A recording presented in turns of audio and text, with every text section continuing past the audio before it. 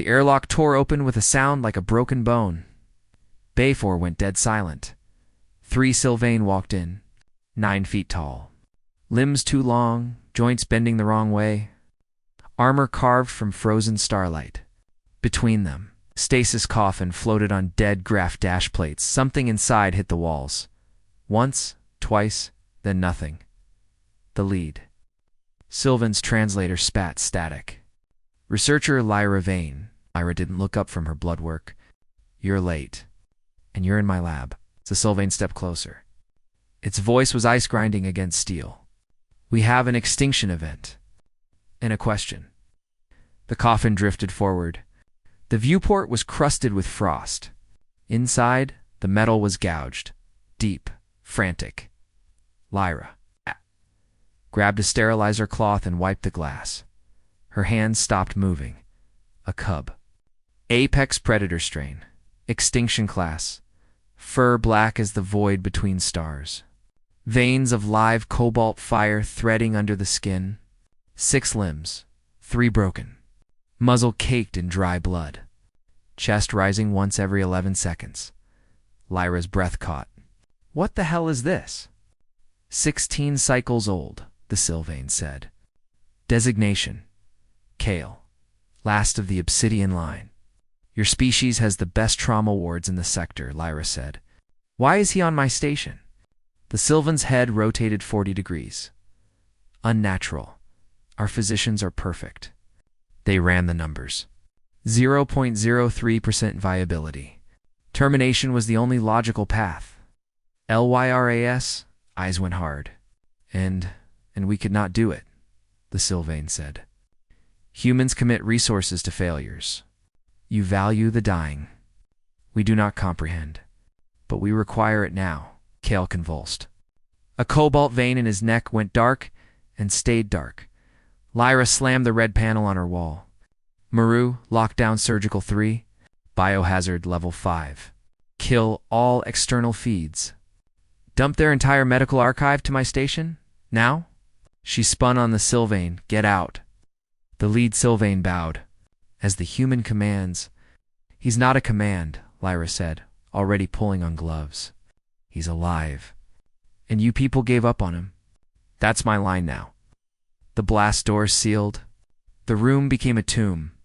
Lyra worked like a woman possessed. She cut the military-grade restraints off him. They had bitten to the bone. Fused with scar tissue? She flushed his wounds with 3 liters of synthetic plasma. Ran full-spectrum genetic scans. The Silvane data was a joke. Combat efficiency ratings. Pain tolerance thresholds. Lethality indices. Nothing on pediatrics. Nothing on trauma recovery. Nothing on how to stop a child from dying of fear. They treated him like a weapon, Lyra said to the walls. He's not dying from his lungs. He's dying from everything. Grief, shock, abandonment. She tore his environment apart and rebuilt it. Temperature, 39 Celsius. Humidity, 80%. Gravity, 0.6 standard. She shut off the white station lights, replaced them with a single amber heat lamp. She killed the air cycler's whine, replaced it with a deep, subsonic thrum. A heartbeat, his vitals stopped spiraling. The cobalt line stabilized, dim, but holding. Stay with me, Kael, Lyra said, threading a new central line into his femoral artery. You hear that sound? That's you. That's us. We're not done. 43 hours in, he seized. Every alarm in Surgical 3 screamed. LYRA dove across the table. She pinned his shoulders, not to hold him down, but to keep him from snapping his own spine. His body was pure, violent electricity. Kael. Kael, listen to me. I'm here. You're safe. You're on Voyager's edge. You're safe. The seizure lasted 19 seconds. When it broke, he went limp like a cut wire. Lyra was shaking. Then she felt it. A massive paw, claws retracted. Gently pressed against her boot. It didn't move. Lyra sat on the floor of her lab for 2 hours. She didn't leave. Day 5. She stopped going back to her quarters. She learned him the way you learn a bomb. Carefully. Complete. Darkness spiked his cortisol levels into stroke territory. Total silence sent him into catatonia.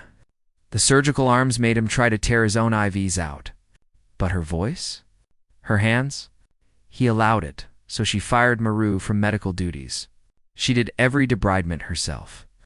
Every injection. Every wound vac change. And she never stopped talking.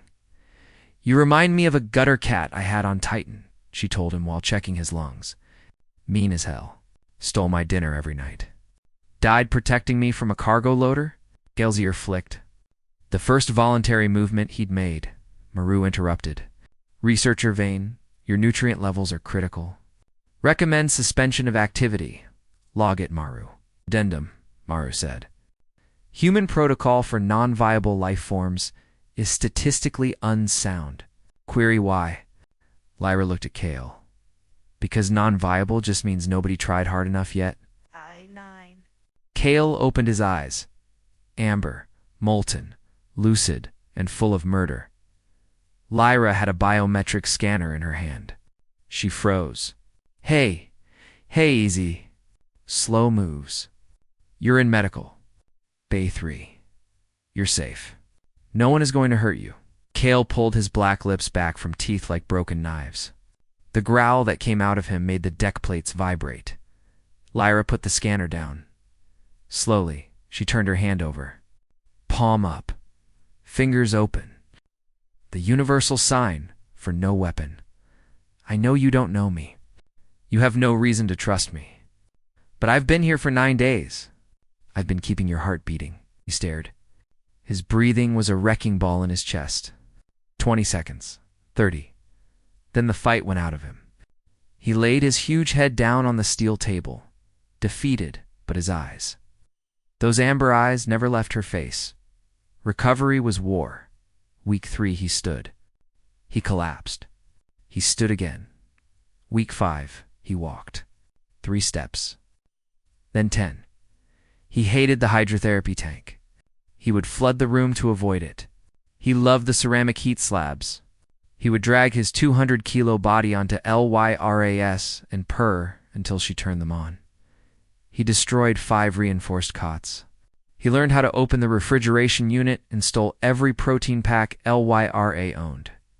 And every single cycle change, when the doors opened, he was there, waiting for her. His fur came back, thick, black as a singularity. The cobalt veins under his skin went from a weak flicker to a steady, burning river. Lyra charted it all. Rapid pulse patterns. Question. Slow, rolling wave. Safe. Content sharp. Violent strobe. Threat. Fear. Pain. Day 47. The universe changed. Lyra had passed out at her desk.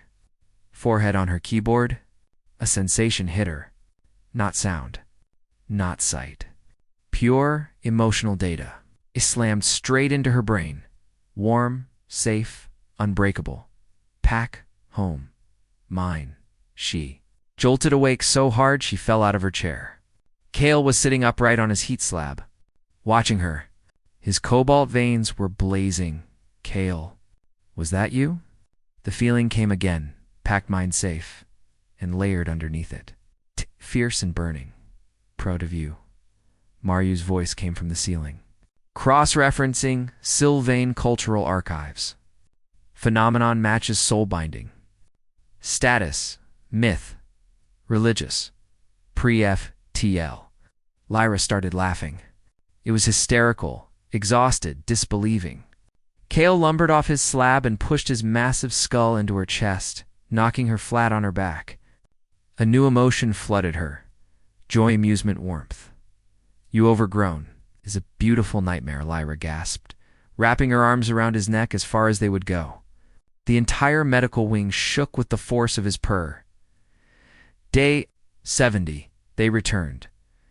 The 3 Silvane walked into surgical. 3, expecting to negotiate the transfer of a corpse. They found a god. Waiting for them. Kael was 5 meters at the shoulder now. 400 kilos of muscle and bone and living light. He lay on the floor, grooming claws the length of YRA's forearm. He looked up when they entered. His amber eyes were calm, dismissive. He did not rise. The lead Silvane stopped cold. This biological state was not in the projections. Lyra was sitting with her back against Kael's side, drinking cold coffee, typing on a datapad. He's not a biological state. His name is Kael, and you're in his room. Provide recovery data, the Silvane demanded. Lyra finally set her coffee down. She looked at them. You saw a weapon that broke. I saw a kid who was terrified. I fixed the kid. Any more questions? The room was silent, except for the deep, rolling thunder of Kael's purr.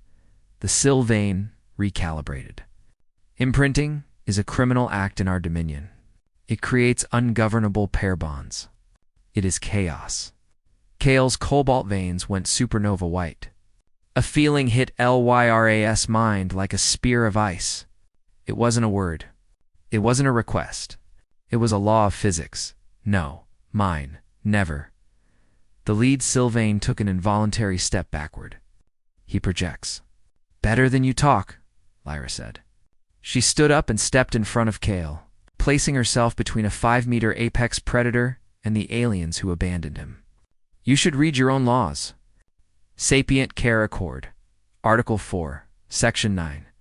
A rescued sentient being, upon demonstration of self-awareness, cannot be classified as property. He is free, he chooses. The silence lasted a full minute, then the lead Silvane did. Something no Silvane had done in 2000. Years it bowed, low, from the waist. Then the other two did the same.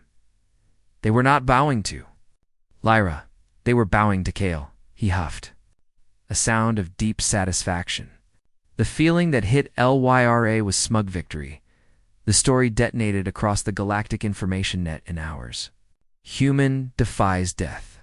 Saves Alpha Predator. Binds its soul. Then they came. Not warships. Not bombers. Hospital ships. Generation Orcs.